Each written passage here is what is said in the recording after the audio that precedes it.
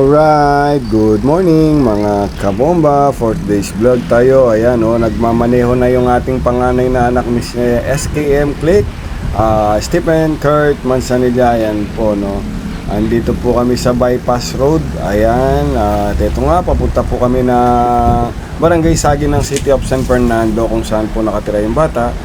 At ipiplex ko lang po magandang tanawin po na dinadaanan namin. Ito po yung bypass road at ito po yung kagandahan ng lugar. At ito naman po si Kuya Penpen. Ayan, inahasa ko na po siya sa pagmamaneho, para may katuwang na po tayo sa pagdadrive kung minsan.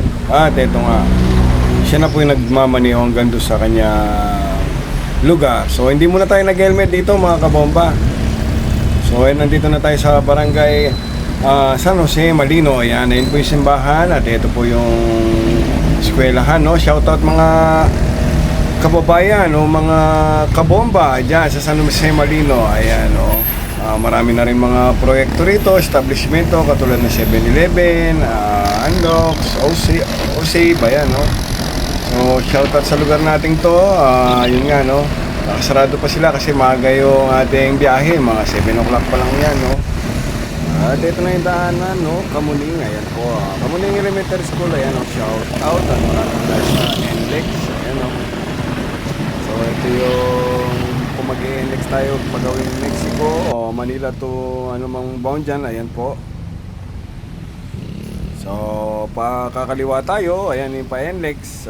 Diretso po, punta po tayo ng Sindalan, bypass road, Kalulot, at Sindalan ng ibang kalsada, ito yung biyahe talaga namin ni Penpen. Gusto namin makita at matanaw ninyo, So para kung kayo magawi dito, may idea kayo sa mga nanonood ng aking YouTube channel. So ito yung NLEX. Ayan, papakita ko sa inyo, ipiplex ko. Yan,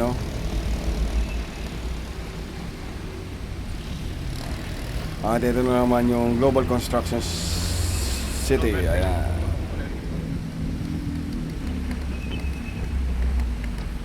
Alright, so enjoy lang natin yung biyahe hanggang makarating tayo sa ating destination. Ride safe sa mga magbibiyahe, ingat kayo lagi.